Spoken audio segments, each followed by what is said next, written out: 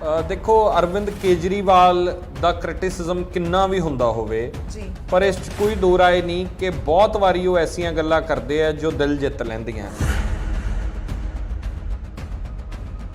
बहुत सारे आम आदमी पार्टी के वर्कर जिहड़े है गुरु तेग बहादुर memorial के आस पास डेरा ला के बैठे रहे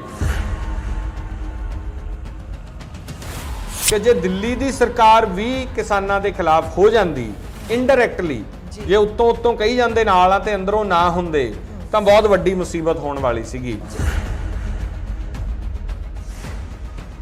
जिस वेले अंदोलन हुंदा है अकाली दल उदों इन्नी पोजीशन च नहीं सी कि अकाली दल के लीडर आके किसानों च उत्थे बह सकते, इन्ना विरोध सी उस वेले, गुस्सा सी।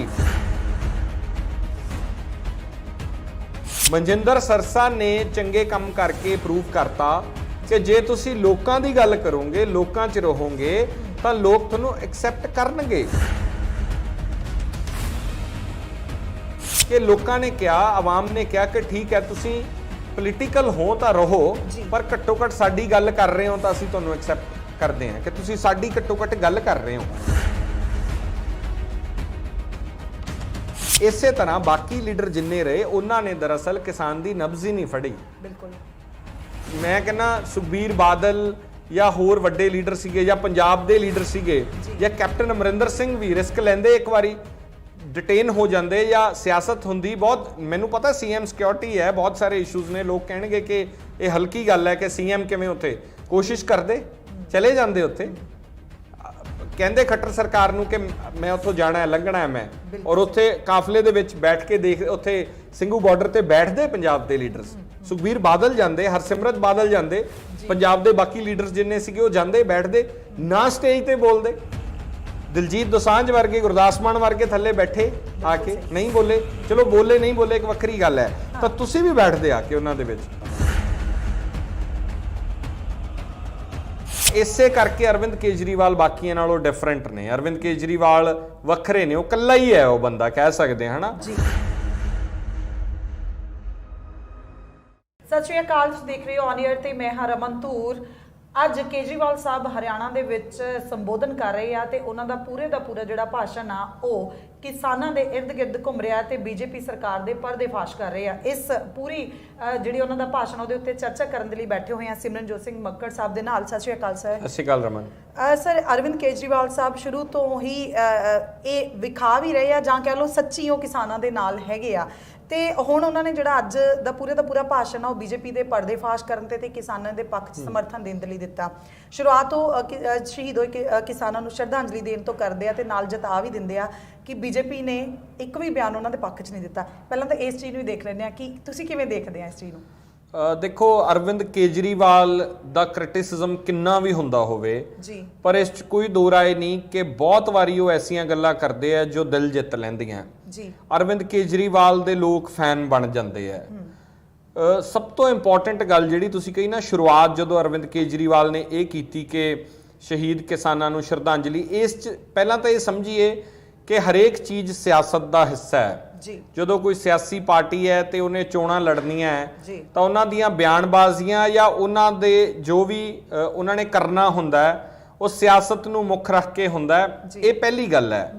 ਪਰ ਇਸ ਦੇ ਬਾਵਜੂਦ ਸਾਨੂੰ ਇਹ ਸਮਝ ਆ ਗਈ ਕਿ ਠੀਕ ਹੈ ਸਿਆਸਤ ਸਾਰਿਆਂ ਨੇ ਕਰਨੀ ਹੈ। ਉਸ ਤੋਂ ਬਾਅਦ ਵੀ ਇੱਕ ਮੋਰੈਲਿਟੀ ਹੁੰਦੀ ਹੈ ਜੋ ਜ਼ਿਆਦਾਤਰ ਪਾਰਟੀਆਂ 'ਚ ਦੇਖਣ ਨੂੰ ਨਹੀਂ ਮਿਲਦੀ। ਉਸ ਤੋਂ ਬਾਅਦ ਵੀ ਕਿਉਂਕਿ ਪਹਿਲੀ ਗੱਲ ਤਾਂ ਇਹ ਮੰਨ ਲਈਏ ਕਿ ਇਹ ਸਿਆਸੀ ਬਿਆਨ ਨੇ, ਮੰਨ ਲੈਣੇ ਆਏ, ਲੇਕਿਨ ਸਿਆਸੀ ਬਿਆਨਾਂ 'ਚ ਵੀ ਇੱਕ ਪੱਧਰ ਹੁੰਦਾ ਹੈ। ਅਰਵਿੰਦ ਕੇਜਰੀਵਾਲ ਉਸ ਪੱਧਰ ਨੂੰ ਮੇਨਟੇਨ ਕਰਕੇ ਰੱਖਦੇ। ਇਹ ਬਹੁਤ ਕਮਾਲ ਦੀ ਗੱਲ ਹੈ ਅਰਵਿੰਦ ਕੇਜਰੀਵਾਲ ਦੇ ਵਿੱਚ। ਪੰਜਾਬ 'ਚ ਵੀ ਬਹੁਤ ਸਾਰੀਆਂ ਪਾਰਟੀਆਂ ਨੇ ਕਿਸਾਨ ਹਤੈਸ਼ੀ ਹੋਣ ਦੀਆਂ ਗੱਲਾਂ ਕੀਤੀਆਂ, ਬਹੁਤ ਸਾਰੇ ਬਿਆਨ ਆਉਂਦੇ ਰਹੇ ਹੈ, ਬਹੁਤ ਸਾਰੀਆਂ ਚਰਚਾਵਾਂ ਇਹਦੇ ਤੇ, ਕਿਸੇ ਨੇ ਰੈਲੀਆਂ ਕਰ ਲੀਆਂ, ਕਿਸੇ ਨੇ ट्रैक्टर मार्च कर ले पार्टियां ने, कांग्रेस ने, अकाली दल ने भी कीते, आम आदमी पार्टी दी पंजाब दी लीडरशिप ने भी बहुत कोशिश की है। पर इसे करके अरविंद केजरीवाल बाकियां नालों डिफरेंट ने। अरविंद केजरीवाल वखरे ने, वो कल्ला ही है, वो बंदा कह सकते हैं ना।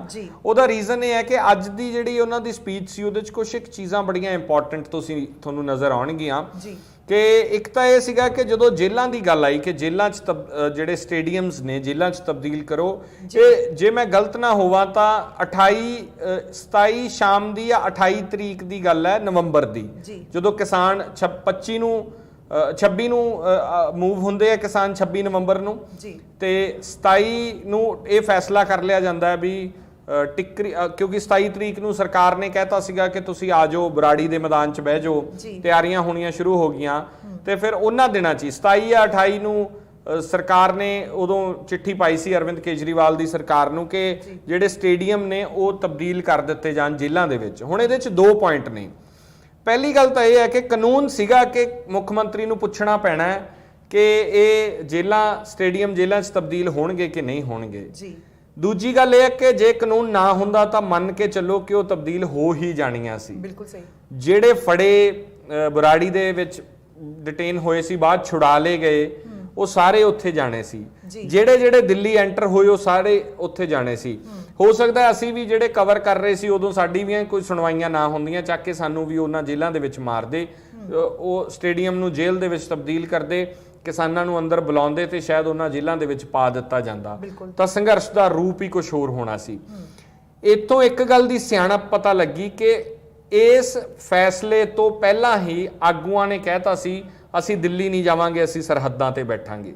ਸੋ ਇਹ ਜਿਹੜਾ ਸਰਹੱਦਾਂ ਤੇ ਬੈਠਣ ਦਾ ਫੈਸਲਾ ਸੀ ਇਹ ਠੀਕ ਫੈਸਲਾ ਸੀਗਾ। ਇੱਥੋਂ ਇਹ ਗੱਲ ਕਲੀਅਰ ਹੋ ਜਾਂਦੀ ਹੈ ਅਰਵਿੰਦ ਕੇਜਰੀਵਾਲ ਦਾ ਅੱਜ ਦੇ ਬਿਆਨ ਨੂੰ ਜਦੋਂ ਆਪਾਂ ਪੜਚੋਲ ਕਰ ਰਹੇ ਹਾਂ।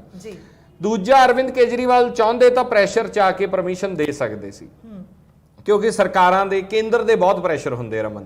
ਜਦੋਂ ਤੁਸੀਂ ਸਟੇਟ ਦੇ ਵਿੱਚ ਤੁਹਾਡੀਆਂ ਸਰਕਾਰਾਂ ਨੇ, ਪੰਜਾਬ ਸਰਕਾਰ ਨੂੰ ਬੜੇ ਫੈਸਲੇ ਐਸੇ ਲੈਣੇ ਪੈਂਦੇ ਆ ਜੋ ਕੇਂਦਰ, ਕਿਉਂਕਿ ਕੇਂਦਰ ਬਹੁਤ ਸਾਰੀ ਸਪੋਰਟ ਰੋਕ ਦਿੰਦੀ ਹੈ, ਕੇਂਦਰ ਬਹੁਤ ਸਾਰੀਆਂ ਜਿਹੜੀਆਂ ਤੁਹਾਨੂੰ ਮਿਲਣ ਵਾਲੀਆਂ ਐਮੈਨਿਟੀਜ਼ ਨੇ ਉਹ ਰੋਕ ਦਿੰਦੀ ਹੈ। ਹੁਣ ਵੀ ਤਾਂ ਆਹੀ ਇਸ਼ੂ ਚੱਲ ਰਿਹਾ ਪੰਜਾਬ ਸਰਕਾਰ ਦਾ, ਜਿਹੜਾ ਰੇੜਕਾ ਹੈ ਸਿੱਧੀ ਅਦਾਇਗੀ ਵਾਲਾ, ਆਪਾਂ ਕੱਲ ਚਰਚਾ ਕਰ ਰਹੇ ਸੀ। ਤਾਂ ਹੋਰ ਪੰਜਾਬ ਸਰਕਾਰ ਨੂੰ ਡਰ ਕਾਹਦਾ ਹੈ? ਕੇਂਦਰ ਸਿੱਧੀ ਧਮਕੀ ਦਿੰਦੀ ਹੈ। ਕੇਂਦਰ ਨੇ ਜਿਹੜੇ ਫੰਡ ਨੇ, ਜਿਹੜੇ ਪਿੰਡਾਂ ਨੂੰ ਆਉਣ ਵਾਲੇ ਜਿਹੜੇ ਵਿਲੇजेस ਦੇ ਫੰਡਸ ਨੇ ਉਹ ਫੰਡ ਰੋਕਤੇ। ਕੇਂਦਰ GST ਰੋਕ ਸਕਦਾ ਹੈ ਤੁਹਾਡੀ, ਹਨਾ, ਉਹ ਬਸ਼ਰਮ ਹੋ ਜਾਂਦੇ, ਰੋਕ ਦਿੰਦੇ ਆ। ਤਾਂ ਇਸ ਗੱਲ ਦਾ ਡਰ ਮੁੱਖ ਮੰਤਰੀਆਂ ਨੂੰ ਅਕਸਰ ਹੁੰਦਾ ਹੈ ਔਰ ਉਹ ਪ੍ਰੈਸ਼ਰ 'ਚ ਆ ਕੇ, ਤਾਂ ਸਿਆਸਤ ਤਾਂ ਹੈ, ਮੈਂ ਪਹਿਲਾਂ ਕਿਹਾ, ਪਰ ਤੁਹਾਨੂੰ ਇਸ ਗੱਲ ਤੇ ਅਰਵਿੰਦ ਕੇਜਰੀਵਾਲ ਨੂੰ ਸਲਾਉਣਾ ਵੀ ਪਊਗਾ, ਤਾਰੀਫ ਕਰਨੀ ਪਊਗੀ ਕਿ ਅਰਵਿੰਦ ਕੇਜਰੀਵਾਲ ਨੇ ਫੈਸਲਾ ਕੀਤਾ ਕਿ ਮੈਂ ਜੇਲ੍ਹਾਂ ਸਟੇਡੀਅਮਸ ਨੂੰ ਨਹੀਂ ਬਣ ਦੇਣੇ। ਔਰ ਉਹ ਜੋ ਕਹਿ ਰਹੇ ਹੈ, ਜੋ ਉਹਨਾਂ ਦੇ ਸ਼ਬਦ ਨੇ, ਹਾਲਾਂਕਿ ਜਿਵੇਂ ਮੈਂ ਪਹਿਲਾਂ ਕਿਹਾ ਕਿ ਸਿਆਸਤ 'ਚ ਕੁਝ ਚੀਜ਼ਾਂ ਦੱਸੀਆਂ ਉਸ ਤਰੀਕੇ ਨਾਲ ਵੀ ਜਾਂਦੀਆਂ, ਉਹ ਕਹਿ ਰਿਹਾ ਕਿ ਮੈਂ ਲਿਖ ਕੇ ਭੇਜਿਆ ਕਿ ਮੈਂ ਕਿਸਾਨਾਂ ਦੇ ਨਾਲ ਆ। ਪਹਿਲੀ ਗੱਲ ਇਹ ਬਹੁਤ ਅੱਛੀ ਤੇ ਇੰਪੋਰਟੈਂਟ ਗੱਲ ਸੀ ਕਿ ਜੇ ਦਿੱਲੀ ਦੀ ਸਰਕਾਰ ਵੀ ਕਿਸਾਨਾਂ ਦੇ ਖਿਲਾਫ ਹੋ ਜਾਂਦੀ ਇਨਡਾਇਰੈਕਟਲੀ, ਜੇ ਉੱਤੋਂ ਕਹੀ ਜਾਂਦੇ ਨਾਲ ਆ ਤੇ ਅੰਦਰੋਂ ਨਾ ਹੁੰਦੇ, ਤਾਂ ਬਹੁਤ ਵੱਡੀ ਮੁਸੀਬਤ ਹੋਣ ਵਾਲੀ ਸੀਗੀ। ਫਿਰ ਉਹਨਾਂ ਨੇ ਕਿਹਾ ਕਿ ਵਾਈਫਾਈ ਚਲਾਇਆ, ਇਹ ਠੀਕ ਕਹਿ ਰਹੇ ਹੋ, ਅਸੀਂ ਉੱਥੇ ਮੌਜੂਦ ਸੀਗੇ, ਵਾਈਫਾਈ ਚੱਲਿਆ, ਅਸੀਂ ਦੇਖਿਆ। ਉਹਨਾਂ ਨੇ ਟਾਇਲਟਸ ਦੀ ਗੱਲ ਕੀਤੀ, ਜਿੱਥੇ ਰਮਨ ਜਦੋਂ ਸਿੰਘੂ ਬਾਰਡਰ ਤੇ ਪਹਿਲਾਂ ਤਾਂ ਸਟੇਜ ਜਿਹੜੀ ਕਿਸਾਨੀ ਵਾਲੀ ਸੰਯੁਕਤ ਕਿਸਾਨ ਮੋਰਚੇ ਦੀ, ਪਿੱਛੇ ਨਿਹੰਗ ਸਿੰਘ ਬੈਠੇ ਐ, ਨਿਹੰਗ ਸਿੰਘਾਂ ਤੋਂ ਬਾਅਦ ਕੰਡਿਆਲੀ ਤਾਰ ਆ ਗਈ ਤੇ ਮਗਰ ਫਿਰ ਦੂਜੇ ਪੰਨੂ ਸਾਹਿਬ ਹੋਣੇ ਤੇ ਉਹਨਾਂ ਦਾ ਜਿਹੜੇ ਉਹ ਜਥੇਬੰਦੀ ਬੈਠੀ ਹੈ, ਪੰਧੇਰ ਸਾਹਿਬ ਹੋਣਾ ਦੀ। ਉਸ ਜਥੇਬੰਦੀ ਤੋਂ ਅੱਗੇ 2 ਪੈਟਰੋਲ ਪੰਪ ਆਉਂਦੇ ਆ ਔਰ ਉਹ ਸਾਰਾ ਤੁਸੀਂ ਦੇਖਿਆ ਉੱਥੇ ਟਾਇਲਟਸ ਜਿਹੜੀਆਂ ਹੈ, ਕਿਉਂਕਿ ਉਹ ਦਿੱਲੀ ਦਾ ਇਲਾਕਾ ਆ ਜਾਂਦਾ ਹੈ, ਉਦੋਂ ਪਾਰ ਆ ਨਹੀਂ ਸਕਦੇ, ਹਰਿਆਣਾ ਆ ਜਾਂਦਾ ਹੈ, ਤਾਂ ਉੱਥੇ ਵਾਈਫਾਈ ਵੀ ਚੱਲਦਾ ਹੈ। ਹੁਣ ਨਹੀਂ ਮੈਨੂੰ ਸਟੇਟਸ ਪਤਾ ਚੱਲ ਰਿਹਾ ਕਿ ਨਹੀਂ ਚੱਲ ਰਿਹਾ, ਚੱਲਿਆ ਉਹਨਾਂ ਦਿਨਾਂ 'ਚ। ਔਰ ਅਸੀਂ ਇੱਕ ਟੈਸਟ ਕਰਨ ਵਾਸਤੇ ਖਬਰ ਵੀ ਕੀਤੀ ਸੀਗੀ, ਸੁਖ ਸੋਲ ਸਾਡੇ ਸਹਿਯੋਗੀ ਉਹ ਕਰਕੇ ਆਏ ਕਿ ਵਾਕਈ ਵਾਈਫਾਈ ਚੱਲ ਰਿਹਾ ਕਿ ਨਹੀਂ ਚੱਲ ਰਿਹਾ, ਚੱਲ ਰਿਹਾ ਸੀ। ਟਾਇਲਟਸ ਜਿਹੜੀਆਂ ਸੀਗੀਆਂ ਉਹ ਵੀ ਉੱਥੇ ਪ੍ਰੋਵਾਈਡ ਕੀਤੀਆਂ ਗਈਆਂ। ਹਾਲਾਂਕਿ ਇਹ ਵੀ ਦੋਸ਼ ਲੱਗਿਆ, ਉਹ ਜਿਹੜਾ ਅਰਵਿੰਦ ਕੇਜਰੀਵਾਲ ਕਹਿ ਰਿਹਾ ਕਿ ਮੈਂ ਇਹ ਕਿਹਾ ਸੀਗਾ ਕਿ ਸਾਡੇ ਸਾਥੀ ਬਿਨਾਂ ਟੋਪੀਆਂ, ਬਿਨਾਂ ਪਾਰਟੀ ਦੇ ਨਾਮ, ਬਿਨਾਂ ਮੇਰੇ ਨਾਮ ਤੋਂ ਉੱਥੇ ਰਹੋ, ਤਾਂ ਬਹੁਤ ਸਾਰੇ ਆਮ ਆਦਮੀ ਪਾਰਟੀ ਦੇ ਵਰਕਰ ਜਿਹੜੇ ਆ ਗੁਰੂ ਤੇਗ ਬਹਾਦਰ ਮੈਮੋਰੀਅਲ ਦੇ ਆਸ-ਪਾਸ ਉਹ ਡੇਰਾ ਲਾ ਕੇ ਬੈਠੇ ਰਹੇ। ਬਾਅਦ ਜਦੋਂ ਤੁਹਾਡੇ ਯਾਦ ਹੋਣਾ ਰਵਨੀਤ ਬਿੱਟੂ ਦੇ ਨਾਲ ਕੁੱਟਮਾਰ ਹੋਈ ਸੀ ਉੱਥੇ, ਤਾਂ ਉਦੋਂ ਇਹ ਵੀ ਕਿਹਾ ਗਿਆ ਸੀ ਵੀ ਉਹ ਆਮ ਆਦਮੀ ਪਾਰਟੀ ਦੇ ਨੇ, ਇਹ ਵੀ ਦੋਸ਼ ਲੱਗਦੇ ਰਹੇ ਸੀਗੇ। ਤਾਂ ਕੁਝ ਚੀਜ਼ਾਂ ਜਿਹੜੀਆਂ ਅੱਜ ਅਰਵਿੰਦ ਕੇਜਰੀਵਾਲ ਨੇ ਕਹੀਆਂ ਉਹ ਸੱਚ ਨੇ। ਵਾਈਫਾਈ, ਟਾਇਲਟਸ ਔਰ ਜਿਹੜਾ ਉਹਨਾਂ ਨੇ ਕਿਹਾ ਲੰਗਰ ਲਾਏ, ਸਾਡੇ ਬੰਦੇ ਬੈਠੇ ਰਹੇ, ਇਹ ਸਭ ਕੁਝ ਹੋਇਆ। ਤਾਂ ਹੁਣ ਇੱਕ ਗੱਲ ਇਹ ਪ੍ਰੂਵ ਹੋਈ ਕਿ ਜਿਹੜਾ ਫੈਸਲਾ ਲਿਆ ਗਿਆ ਉਹ ਅੱਛਾ ਫੈਸਲਾ ਲਿਆ ਗਿਆ ਕਿਸਾਨਾਂ ਵੱਲੋਂ। ਦੂਜਾ ਇਹ ਹੋਇਆ ਕਿ ਅਰਵਿੰਦ ਕੇਜਰੀਵਾਲ ਨੇ ਜਦੋਂ ਜੇਲ੍ਹਾਂ ਵਾਲੀ ਗੱਲ ਕੀਤੀ ਤਾਂ ਇਹ ਇੱਕ ਬੋਲਡ ਸਟੈਪ ਸੀਗਾ ਇੱਕ ਮੁੱਖ ਮੰਤਰੀ ਦਾ, ਪ੍ਰੈਸ਼ਰਾਈਜ਼ ਨਹੀਂ ਹੋਏ ਔਰ ਉਹਨਾਂ ਨੇ ਸਟੈਪ ਲੈ ਕੇ, ਫੈਸਲਾ ਲੈ ਕੇ ਰਮਨ, ਔਰ ਤੁਸੀਂ ਦੇਖੋ ਕਿ ਜੇਲ੍ਹਾਂ ਸਟੇਡੀਅਮ ਨਹੀਂ ਬਣ ਦਿੱਤੇ। ਹੁਣ ਉਹ ਕਹਿੰਦੇ ਉਹਦਾ ਖਮਿਆਜ਼ਾ ਭੁਗਤਣਾ ਪਿਆ। ਉਹ ਖਮਿਆਜ਼ਾ ਇਹ ਭੁਗਤਣਾ ਪਿਆ ਕਿ ਕੇਂਦਰ ਦੀ ਸਰਕਾਰ ਕਾਨੂੰਨ ਲੈ ਕੇ ਆਈ ਥੋੜੇ ਦਿਨ ਪਹਿਲਾਂ, ਜਿਹੜਾ ਕਿ ਪਾਰਲੀਮੈਂਟ 'ਚ ਪਾਸ ਕਰਾਉਂਦੇ ਆ ਕਿ ਹੁਣ ਪਾਵਰਾਂ ਜਿਹੜੀਆਂ ਉਹ ਐਲਜੀ ਕੋਲੇ ਹੋਣਗੀਆਂ। ਜੀ ਤਾਂ ਫਿਰ ਤੁਸੀਂ ਦਿੱਲੀ ਨੂੰ ਮਿਊਨਿਸਪਲ ਕਮੇਟੀ ਹੀ ਰਹਿਣ ਦਿਓ ਨਾ ਕੱਲੀ, ਫਿਰ ਮੁੱਖ ਮੰਤਰੀ ਤੇ ਵਿਧਾਇਕੀ ਖਤਮ ਹੀ ਕਰ ਦਿਓ। ਜੇ ਇਸ ਤਰ੍ਹਾਂ ਤੁਸੀਂ ਦੇਖੋ ਕਿੰਨੀ ਇੱਕ ਇਹ ਗੱਲ ਹੈ ਕਿ ਮੁੱਖ ਮੰਤਰੀ ਹੋਊਗਾ, ਵਿਧਾਇਕ ਹੋਣਗੇ, ਪਾਵਰਾਂ ਨਹੀਂ ਹੋਣਗੀਆਂ ਕੋਈ ਫੈਸਲਾ ਲੈਣ ਦੀਆਂ। ਸਰ ਮੈਂ ਇਸੇ ਸਵਾਲ ਵੱਲ ਹੀ ਆਉਣਾ ਸੀ, ਪਰ ਉਦੋਂ ਪਹਿਲਾਂ ਨਾਲ ਹੀ ਇਹ ਗੱਲ ਜੁੜਦੀ ਹੈ ਕਿ ਜਦੋਂ ਉਹਨਾਂ ਨੇ ਅੱਜ ਇਹ ਵੀ ਕਿਹਾ ਵੀ ਤੁਹਾਨੂੰ ਹੁਣ ਆਪਣਾ ਮੋਰਚਾ ਚੱਕਣਾ ਨਹੀਂ ਚਾਹੀਦਾ, ਡਟੇ ਰਹੋ, ਕਿਸਾਨਾਂ ਦੀ ਸ਼ਹੀਦੀ ਜਿਹੜੀ ਬੇਕਾਰ ਨਾ ਜਾਵੇ ਤੇ ਤੁਸੀਂ ਪਿੱਛੇ ਨਾ ਮੁੜ ਜਾਓ ਕਿਤੇ। ਉਹ ਕੇਂਦਰ ਦੇ ਖਿਲਾਫ ਇੱਕ ਲੜਨ ਦਾ ਜ਼ਰੀਆ ਇਹ ਸਿਆਸਤ ਆ ਜਾਂ ਸੱਚੀ ਮੁੱਚੀ ਸੰਵੇਦਨਸ਼ੀਲਤਾ, ਜਾਂ ਫਿਰ ਇੱਕ ਇਹ ਚੀਜ਼ ਵੀ ਤਕਲੀਫ ਦੇ ਰਹੀ ਹੈ ਕਿ ਰਾਜਪਾਲ ਨੂੰ ਜ਼ਿਆਦਾ ਤਾਕਤਾਂ ਦੇ ਦਿਓ ਤੇ ਸਰਕਾਰ ਨੂੰ ਬਿਲਕੁਲ ਨਕਾਰਾ ਕਰਕੇ ਕੇਂਦਰ ਸਰਕਾਰ ਨੇ ਰੱਖ ਦਿੱਤਾ ਹੋਇਆ। ਨਹੀਂ ਦੇਖੋ, ਇਸ 'ਚ ਕੋਈ ਦੋ ਰਾਏ ਨਹੀਂ ਕਿ ਸਿਆਸਤ ਤਾਂ ਹੁੰਦੀ ਹੈ। ਜਿਵੇਂ ਆਪਾਂ ਪਹਿਲਾਂ ਗੱਲ ਕੀਤੀ ਹੈ, ਜਿਸ ਪਾਰਟੀ ਨੇ ਇਲੈਕਸ਼ਨ ਲੜਨੇ ਹੈ ਉਹਦੇ ਮੋਟਿਵਸ ਤਾਂ ਕਲੀਅਰ ਹੁੰਦੇ ਹੀ ਹੈ ਕਿ ਉਹ ਸਿਆਸੀ ਗੱਲ ਹੈ, ਪਰ ਉਹਦੇ ਵਿੱਚ ਵੀ ਇੱਕ ਮੋਰੈਲਿਟੀ ਹੁੰਦੀ ਹੈ। ਜਿਵੇਂ ਮੈਂ ਪਹਿਲਾਂ ਕਿਹਾ ਕਿ ਉਹਦੇ 'ਚ ਵੀ ਚੰਗਾ ਜਾਂ ਮਾੜਾ ਤੈਅ ਕਰ ਸਕਦੇ ਹੋ ਤੁਸੀਂ। ਠੀਕ ਹੈ, ਸਿਆਸਤ ਕਰਨੀ ਹੈ ਕਰੋ, ਪਰ ਜਿਵੇਂ ਮੈਂ ਪਹਿਲਾਂ ਕਿਹਾ ਕਿ ਅਰਵਿੰਦ ਕੇਜਰੀਵਾਲ ਨੇ ਇੱਥੇ ਸਕੋਰ ਕੀਤਾ, ਇਹ ਮਨਜਿੰਦਰ ਸਰਸਾ ਨੇ ਦੇਖੋ ਤੁਸੀਂ ਸਕੋਰ ਕੀਤਾ। ਜਿਸ ਵੇਲੇ ਅੰਦੋਲਨ ਹੁੰਦਾ ਹੈ, ਅਕਾਲੀ ਦਲ ਉਦੋਂ ਇੰਨੀ ਪੋਜੀਸ਼ਨ 'ਚ ਨਹੀਂ ਸੀ ਕਿ ਅਕਾਲੀ ਦਲ ਦੇ ਲੀਡਰ ਆ ਕੇ ਕਿਸਾਨਾਂ 'ਚ ਉੱਥੇ ਬਹਿ ਸਕਦੇ, ਇੰਨਾ ਵਿਰੋਧ ਸੀ ਉਸ ਵੇਲੇ, ਗੁੱਸਾ ਸੀ। ਪੰਜਾਬ ਤੋਂ ਨਹੀਂ ਗਏ ਲੀਡਰ, ਤੁਸੀਂ ਦੇਖੋ ਜੇ ਇੱਕ ਦੋ ਗਏ ਵੀ ਤਾਂ ਬੜੇ ਹਿਡਨ ਤਰੀਕੇ ਨਾਲ ਗਏ। ਵੱਡਾ ਲੀਡਰ ਕੌਣ ਗਿਆ? ਮਨਜਿੰਦਰ ਸਰਸਾ ਨੇ ਚੰਗੇ ਕੰਮ ਕਰਕੇ ਪ੍ਰੂਵ ਕਰਤਾ ਕਿ ਜੇ ਤੁਸੀਂ ਲੋਕਾਂ ਦੀ ਗੱਲ ਕਰੋਗੇ, ਲੋਕਾਂ 'ਚ ਰਹੋਗੇ ਤਾਂ ਲੋਕ ਤੁਹਾਨੂੰ ਐਕਸੈਪਟ ਕਰਨਗੇ। ਉਹ ਪਹਿਲੇ ਦਿਨ ਵਿਰੋਧ ਹੋਇਆ ਸੀਗਾ, ਮਨਜਿੰਦਰ ਸਰਸਾ ਜਦੋਂ ਉੱਥੇ ਜਾਂਦੇ ਹੈ ਨਾ, ਪਹਿਲੇ ਦਿਨ ਵਿਰੋਧ ਹੁੰਦਾ ਹੈ। ਉਹਨਾਂ ਨੇ ਕਿਹਾ ਕਿ ਠੀਕ ਹੈ ਮੈਂ ਖੜਾ ਇੱਥੇ, ਮੇਰੇ ਯਾਦ ਹੈ ਉਹ ਵੀ ਇਨਸੀਡੈਂਟ। ਉਹਨਾਂ ਨੇ ਕਿਹਾ ਮੈਂ ਖੜਾ ਇੱਥੇ, ਤੁਸੀਂ ਜੋ ਮੈਨੂੰ ਕਹਿਣਾ ਚਾਹੁੰਦੇ ਹੋ ਕਰਨਾ ਕਰ ਲਓ, ਪਰ ਮੈਨੂੰ ਮੌਕਾ ਦਿਓ। ਇੱਥੇ ਡੀਐਸਟੀਐਮਸੀ ਦੇ ਲੰਗਰ ਦੇ ਤੌਰ ਤੇ, ਗੁਰੂ ਘਰ ਦਾ ਲੰਗਰ ਹੈ, ਮੈਂ ਬਤੌਰ ਪੋਲੀਟੀਸ਼ੀਅਨ ਇੱਥੇ ਨਹੀਂ ਆਇਆ, ਮੈਂ ਗੁਰੂ ਘਰ ਦੇ ਸੇਵਾਦਾਰ ਦੇ ਤੌਰ ਤੇ ਆਇਆ, ਮੈਨੂੰ ਸਮਾਂ ਦਿਓ, ਮੌਕਾ ਦਿਓ ਤੁਸੀਂ। ਫਿਰ ਜਥੇਬੰਦੀਆਂ ਦੇ ਆਗੂਆਂ ਵੱਲੋਂ ਵੀ ਕੋਈ ਐਸੀ ਗੱਲ ਨਹੀਂ ਆਈ ਕਿ ਉਹਨਾਂ ਨੇ ਕਿਹਾ ਹੋਵੇ ਇੱਥੋਂ ਚਲੇ ਜਾਣ, ਜਾਂ ਕਦੇ ਉਹਨਾਂ ਨੇ ਇਹ ਵੀ ਨਹੀਂ ਕਿਹਾ, ਤਾਂ ਐਕਸੈਪਟੇਬਿਲਟੀ ਹੋਈ ਨਾ। ਮਨਜਿੰਦਰ ਸਿਰਸਾ ਉਸੇ ਸਟੇਜ ਦੇ ਨੇੜੇ ਰਹਿੰਦੇ ਰਹੇ, ਉਹ ਰੋਜ਼ ਉੱਥੇ ਆਉਂਦੇ ਜਾਂਦੇ ਰਹੇ, ਉਹ ਯੂਪੀ ਤੱਕ ਫਿਰ ਗਏ, ਫਿਰ ਜਿੱਥੇ ਜਿੱਥੇ ਉਹਨਾਂ ਦਿਨਾਂ 'ਚ ਘਟਨਾਵਾਂ ਹੁੰਦੀਆਂ ਰਹੀਆਂ। ਸਿਮਿਲਰਲੀ ਅਰਵਿੰਦ ਕੇਜਰੀਵਾਲ ਵੀ ਗਏ ਉੱਥੇ। ਕਿਉਂ ਗਏ? ਐਕਸੈਪਟੇਬਿਲਟੀ ਆਈ। ਐਕਸੈਪਟੇਬਿਲਟੀ ਇਸ ਕਰਕੇ ਆਈ ਕਿ ਲੋਕਾਂ ਨੇ ਕਿਹਾ, ਆਵਾਮ ਨੇ ਕਿਹਾ ਕਿ ਠੀਕ ਹੈ ਤੁਸੀਂ ਪੋਲੀਟੀਕਲ ਹੋ ਤਾਂ ਰਹੋ, ਪਰ ਘੱਟੋ ਘੱਟ ਸਾਡੀ ਗੱਲ ਕਰ ਰਹੇ ਹੋ ਤਾਂ ਅਸੀਂ ਤੁਹਾਨੂੰ ਐਕਸੈਪਟ ਕਰਦੇ ਹਾਂ ਕਿ ਤੁਸੀਂ ਸਾਡੀ ਘੱਟੋ ਘੱਟ ਗੱਲ ਕਰ ਰਹੇ ਹੋ। ਇਸੇ ਤਰ੍ਹਾਂ ਬਾਕੀ ਲੀਡਰ ਜਿੰਨੇ ਰਹੇ, ਉਹਨਾਂ ਨੇ ਦਰਅਸਲ ਕਿਸਾਨ ਦੀ ਨਬਜ਼ ਹੀ ਨਹੀਂ ਫੜੀ। ਬਿਲਕੁਲ, ਮੈਂ ਕਹਿੰਦਾ ਸੁਖਬੀਰ ਬਾਦਲ ਜਾਂ ਹੋਰ ਵੱਡੇ ਲੀਡਰ ਸੀਗੇ, ਜਾਂ ਪੰਜਾਬ ਦੇ ਲੀਡਰ ਸੀਗੇ, ਜਾਂ ਕੈਪਟਨ ਅਮਰਿੰਦਰ ਸਿੰਘ ਵੀ ਰਿਸਕ ਲੈਂਦੇ, ਇੱਕ ਵਾਰੀ ਡਿਟੇਨ ਹੋ ਜਾਂਦੇ ਜਾਂ ਸਿਆਸਤ ਹੁੰਦੀ। ਬਹੁਤ ਮੈਨੂੰ ਪਤਾ ਸੀਐਮ ਸਿਕਿਉਰਿਟੀ ਹੈ, ਬਹੁਤ ਸਾਰੇ ਇਸ਼ੂਜ਼ ਨੇ, ਲੋਕ ਕਹਿਣਗੇ ਕਿ ਇਹ ਹਲਕੀ ਗੱਲ ਹੈ ਕਿ ਸੀਐਮ ਕਿਵੇਂ ਉੱਥੇ, ਕੋਸ਼ਿਸ਼ ਕਰਦੇ, ਚਲੇ ਜਾਂਦੇ ਉੱਥੇ, ਕਹਿੰਦੇ ਖੱਟਰ ਸਰਕਾਰ ਨੂੰ ਕਿ ਮੈਂ ਉੱਥੋਂ ਜਾਣਾ ਹੈ, ਲੰਘਣਾ ਹੈ ਮੈਂ, ਔਰ ਉੱਥੇ ਕਾਫਲੇ ਦੇ ਵਿੱਚ ਬੈਠ ਕੇ ਦੇਖ, ਉੱਥੇ ਸਿੰਘੂ ਬਾਰਡਰ ਤੇ ਬੈਠਦੇ ਪੰਜਾਬ ਦੇ ਲੀਡਰਸ। ਸੁਖਬੀਰ ਬਾਦਲ ਜਾਂਦੇ, ਹਰਸਿਮਰਤ ਬਾਦਲ ਜਾਂਦੇ, ਪੰਜਾਬ ਦੇ ਬਾਕੀ ਲੀਡਰਸ ਜਿੰਨੇ ਸੀਗੇ ਉਹ ਜਾਂਦੇ, ਬੈਠਦੇ, ਨਾ ਸਟੇਜ ਤੇ ਬੋਲਦੇ। ਦਿਲਜੀਤ ਦੋਸਾਂਝ ਵਰਗੇ, ਗੁਰਦਾਸ ਮਾਨ ਵਰਗੇ ਥੱਲੇ ਬੈਠੇ ਆ ਕੇ, ਨਹੀਂ ਬੋਲੇ। ਚਲੋ ਬੋਲੇ ਨਹੀਂ ਬੋਲੇ ਇੱਕ ਵੱਖਰੀ ਗੱਲ ਹੈ, ਤਾਂ ਤੁਸੀਂ ਵੀ ਬੈਠਦੇ ਆ ਕੇ ਉਹਨਾਂ ਦੇ ਵਿੱਚ, ਤੁਸੀਂ ਸੇਵਾ ਕਰ ਲੈਂਦੇ, ਪਿੱਛੇ ਕਿਤੇ ਕੋਈ ਸਟੇਜ ਲਾ ਲੈਂਦੇ, ਸਟੇਜ ਕਹਿ ਰਿਹਾ ਕੋਈ ਤੰਬੂ ਲਾ ਲੈਂਦੇ, ਲੰਗਰ ਹੀ ਵਰਤਾ ਜਾਂਦੇ ਆ ਕੇ, ਤੁਸੀਂ ਕੁਝ ਨਾ ਕਰਦੇ।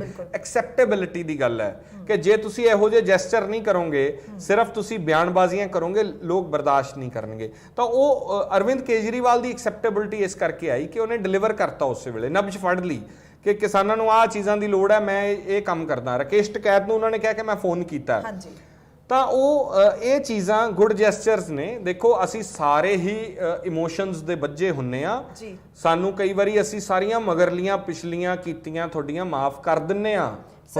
ਇੱਥੇ ਕੀ ਤੁਸੀਂ ਇਹ ਕਹਿਣਾ ਚਾਹ ਰਹੇ ਹੋ ਕਿ ਜਿਸ ਤਰੀਕੇ ਨਾਲ ਕੇਜਰੀਵਾਲ ਸਾਹਿਬ ਨੇ ਕਿਹਾ ਵੀ ਮੈਂ ਸੁਣ ਰਿਹਾ ਕਿ ਦੂਜੀਆਂ ਪਾਰਟੀਆਂ ਦੇ ਆਗੂ ਜਦੋਂ ਲੋਕਾਂ 'ਚ ਜਾਂਦੇ ਆ ਤੇ ਲੋਕ ਉਹਨਾਂ ਦਾ ਬਹੁਤ ਵੱਡੇ ਪੱਧਰ ਤੇ ਵਿਰੋਧ ਕਰਦੇ ਆ, ਪਰ ਜਦੋਂ ਆਮ ਆਦਮੀ ਪਾਰਟੀ ਦੇ ਲੋਕ ਜਾਂਦੇ ਆ ਤੇ ਉਹਨਾਂ ਦਾ ਸਵਾਗਤ ਹੁੰਦਾ, ਹਕੀਕਤ ਇਹਦੇ 'ਚ?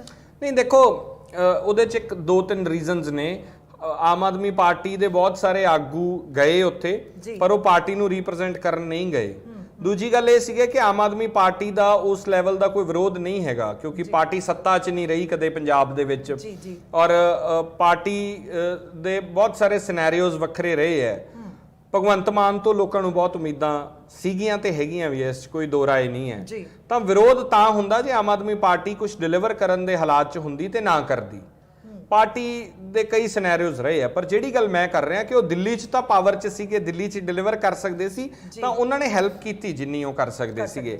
ਹੁਣ ਬਹੁਤ ਸਾਰੀਆਂ ਚੀਜ਼ਾਂ, ਇਹ ਵੀ ਇੱਕ ਆਇਆ, ਸੁਖਪਾਲ ਖਹਿਰਾ ਨੇ ਇੱਕ ਵਾਰੀ ਇਹ ਜ਼ਿਕਰ ਕੀਤਾ ਸੀਗਾ ਕਿ ਅਰਵਿੰਦ ਕੇਜਰੀਵਾਲ ਦੀ ਸਰਕਾਰ ਦਿੱਲੀ ਦੇ ਵਿੱਚ ਇਸੇ ਲਾਅ ਨੂੰ ਲਾਗੂ ਕਰਨਾ ਚਾਹੁੰਦੀ ਸੀਗੀ।